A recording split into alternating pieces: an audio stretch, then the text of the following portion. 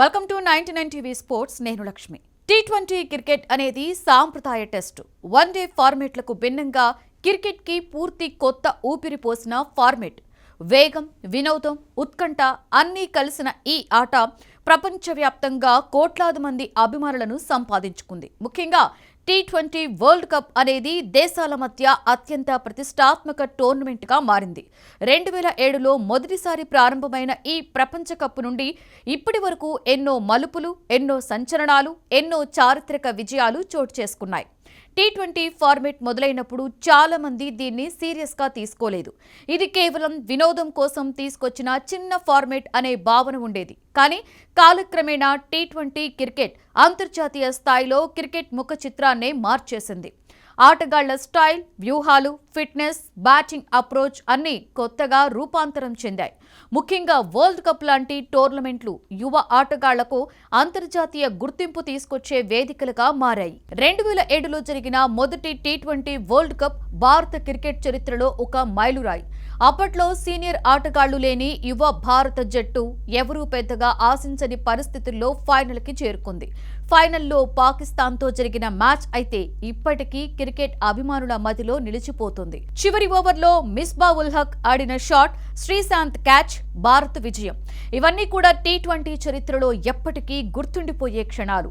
ఈ విజయం భారత్లో టీ20 క్రికెట్కు విపరీతమైన ప్రజాదరణ తీసుకొచ్చింది. ఐపీఎల్ లాంటి లీగ్ కూడా ఆ తర్వాతే ప్రారంభమైంది.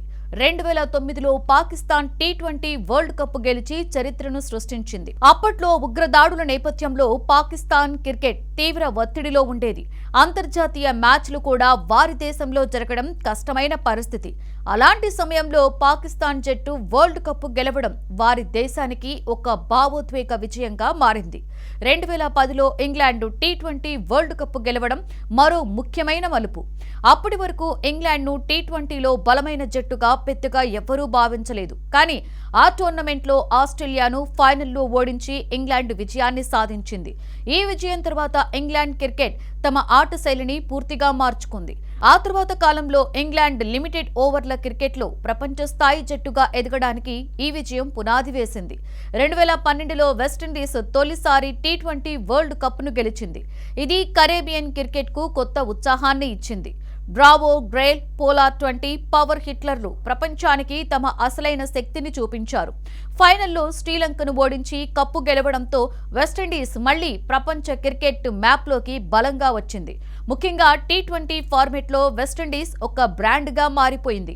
2014లో శ్రీలంక చివరకు తమ కలను నెరవేర్చుకుంది. ఎన్నోసార్లు ఫైనల్కు చేరి ఓడిపోయిన శ్రీలంక జట్టు ఈసారి భారత్ను ఫైనల్లో ఓడించి టీ20 వరల్డ్ కప్ను గెలిచింది. సంగర్కర, మహేళా జయవర్ధనే లాంటి దిగ్గజాలకు ఇది ఒక అందమైన ముగింపు లాంటి విజయం. ఎంతో క్రమశిక్షణతో, అనుభవంతో శ్రీలంక ఈ కప్ని సాధించింది. 2016లో వెస్టిండీస్ మరోసారి చరిత్ర సృష్టించింది. ఇంగ్లాండ్తో జరిగిన ఫైనల్ మ్యాచ్ అయితే టీ20 చరిత్రలో అత్యంత ఉత్కంఠభరితమైన మ్యాచ్ల్లో ఒకటి. చివరి ఓవర్లో కార్లోస్ బ్రాత్వైట్ వరుసగా 4 సిక్సర్లు కొట్టి మ్యాచ్ను ఒక్కసారిగా తారుమారు చేశాడు. ఈ విజయం వెస్టిండీస్కి టీ20 వరల్డ్ కప్ని 2 సార్లు గెలిచిన తొలి జట్టుగా నిలిపింది. 2021లో ఆస్ట్రేలియా తొలిసారి టీ20 వరల్డ్ కప్ను గెలిచింది.